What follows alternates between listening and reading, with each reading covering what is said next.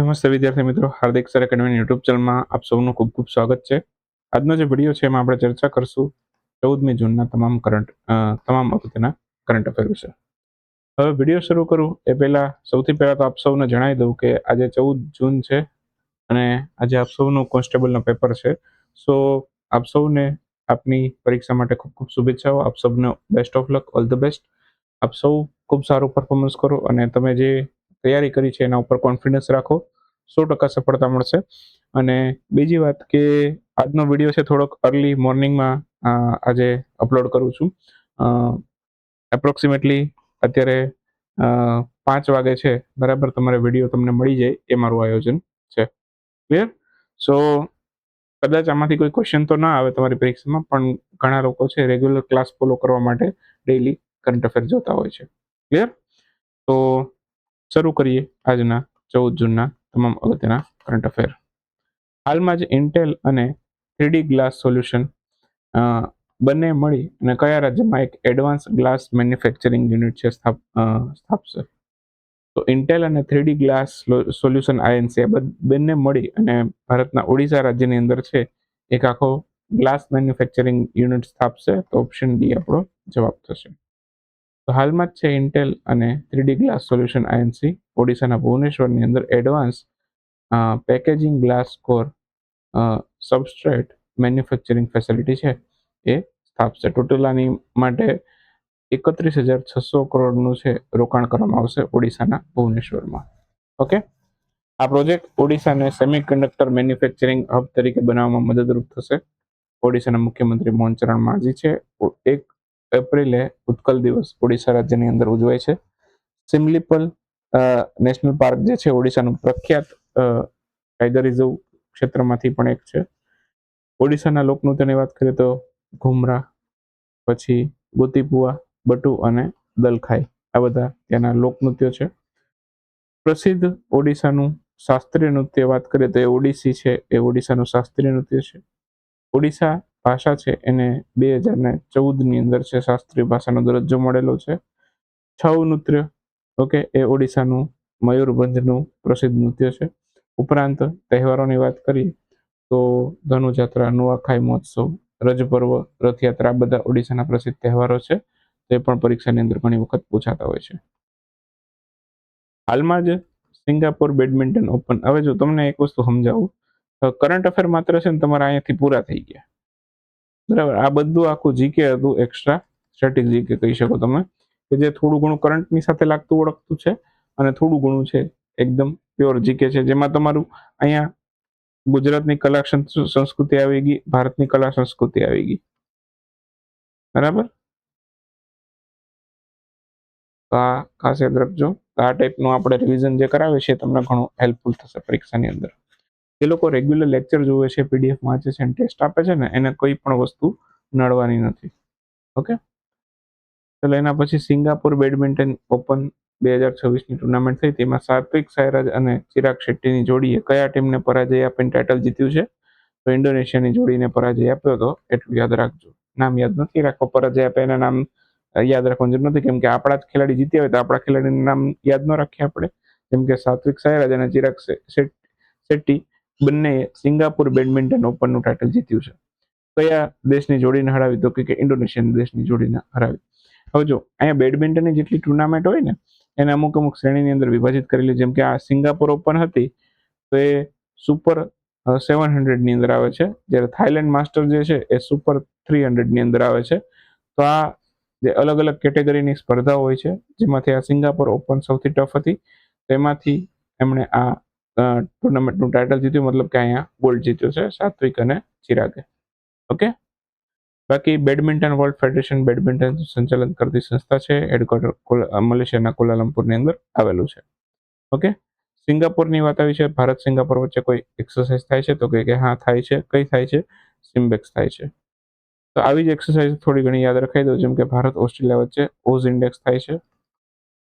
Bharat Malaysia વચ્ચે થાય છે? તો કે હા હરિમો શક્તિ થાય છે. ભારત જાપાન વચ્ચે ધર્મા ગાર્ડિયન થાય છે અને ભારત કંબોડિયા વચ્ચે સિન્બેક્સ હમણાં જ થઈ હતી. આ બધી યુદ્ધ અભ્યાસો છે, ખાસ યાદ રાખજો. એશિયન અંડર 20 એથ્લેટિક ચેમ્પિયનશિપનું આયોજન કયા દેશમાં થયું છે? હાલમાં જ એશિયન અંડર-20 એથ્લેટિક ચેમ્પિયનશિપ છે એનું આયોજન હોંગકોંગ ખાતે કરવામાં આવેલું છે, તો આન્સર આવશે હોંગકોંગ. ઓકે, અત્યારે ટુર્નામેન્ટનું 22મું સંસ્કરણ હતું. પ્રથમ સ્થાને કોણ છે? પ્રથમ સ્થાને છે ચીન. ભારતનો ક્રમ કેટલામો છે? ભારતનો ક્રમ છે બીજો. ભારતનું પરફોર્મન્સ જોજો, 10 તો ગોલ્ડ મેળવેલા છે, 5 સિલ્વર છે અને 4 બ્રોન્ઝ મેડલ છે.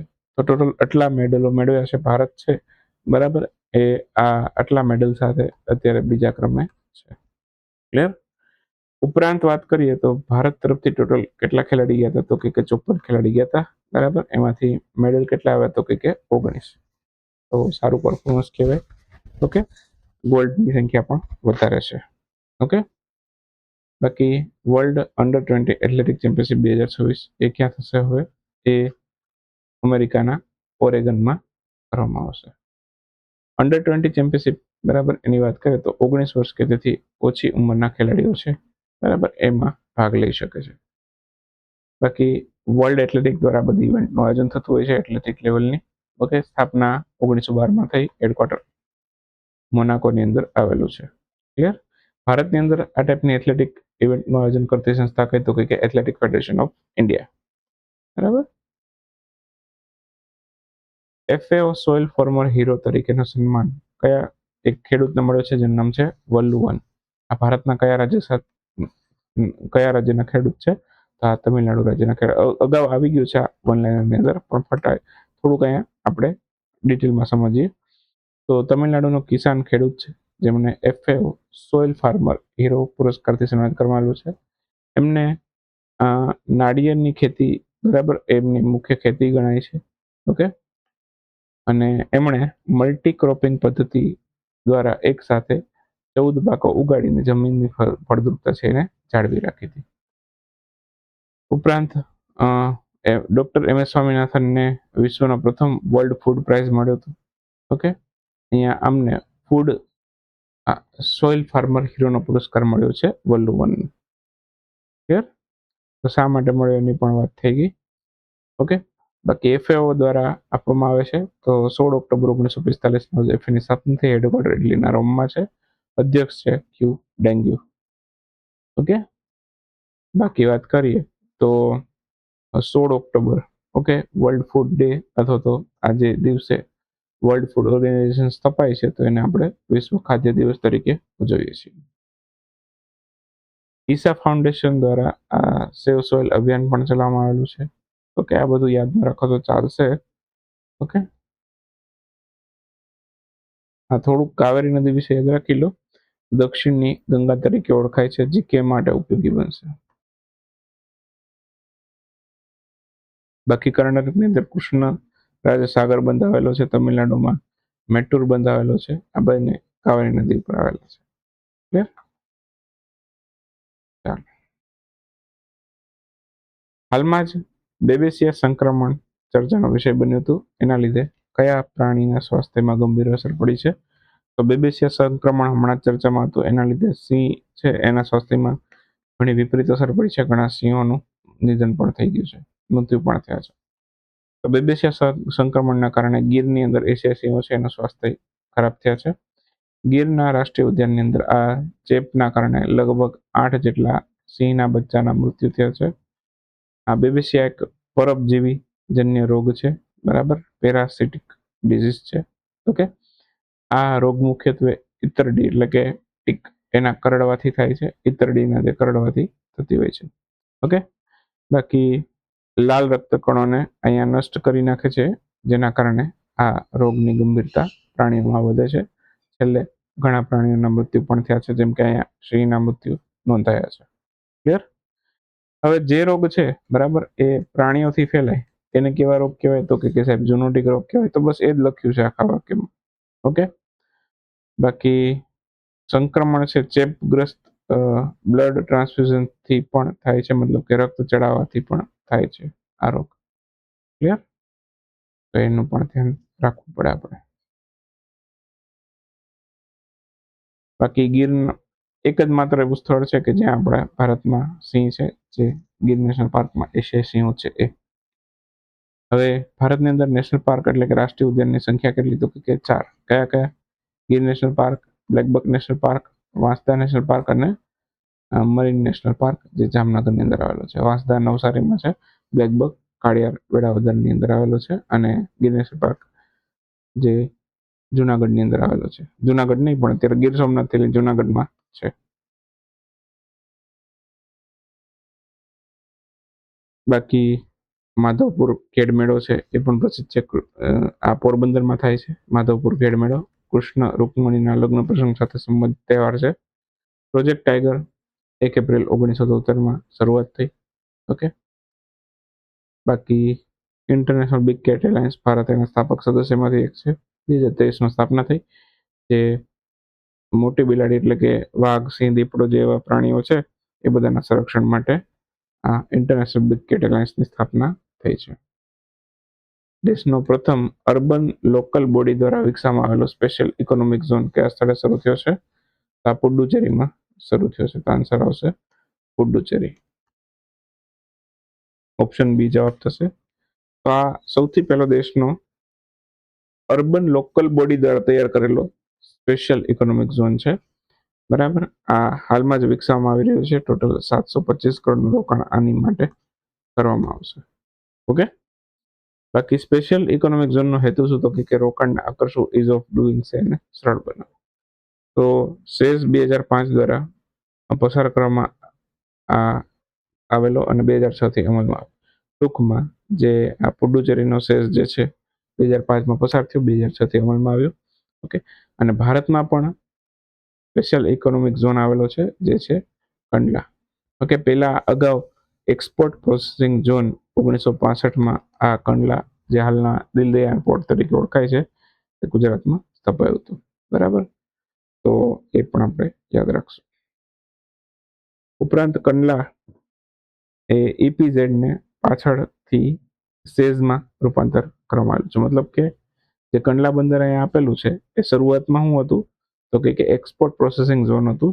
પાછળથી હવે સ્પેશિયલ ઇકોનોમિક ઝોન બની ગયું. ક્લિયર? બાકી પુડુચેરીનું પ્રખ્યાત નૃત્ય ગારડી નૃત્ય છે. ઓકે. 14 પુડુચેરીની અંદર જિલ્લાઓની વાત કરીએ તો કેટલા છે? તો કે 4 જિલ્લા છે. કયા કે પુડુચેરી એક પોતે, પછી કરાઈકલ, માહે અને યનમ. ક્લિયર? બાકી પુડુચેરી છે, ઓકે, ત્યાં વિધાનસભા ધરાવતો કેન્દ્ર શાસિત પ્રદેશ છે. અનુચ્છેદ નંબર 339A ની અંદર પુડુચેરીની જોગવાઈ છે. ટોટલ વિધાનસભાની બેઠકોની સંખ્યા 30 છે. અને વર્તમાન મુખ્યમંત્રી એન રંગાસ્વામી જ છે. ફ્રાન્સનું શાસન હતું અત્યાર સુધી, હવે કોણ લે ખબર નહીં. બાકી 1954માં પુડુચેરી છે ભારતનો અંગ બન્યો.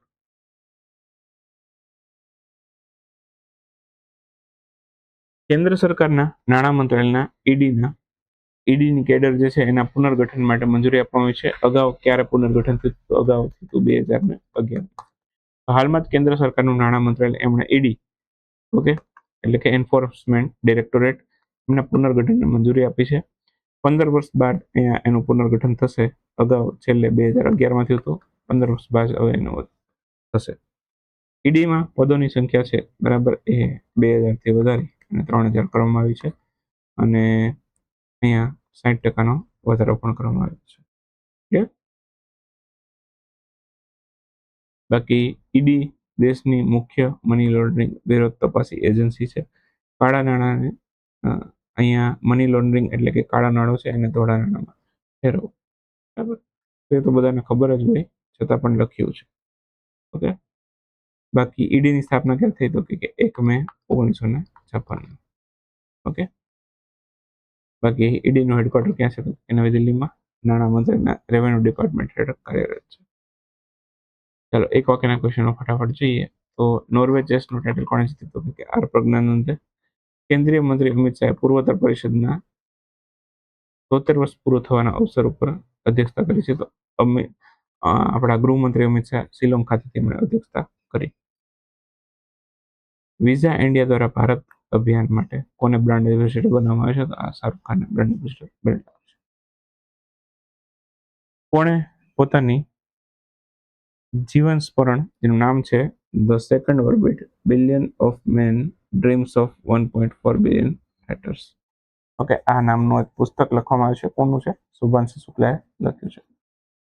હાલમાં જ ભારત અને કયા દેશે મહત્વપૂર્ણ ખનિજ આપૂર્તિ શૃંખલા માટે કરાર કરે છે? તો આ ઇંગ્લેન્ડ અને ભારતે કર્યા છે.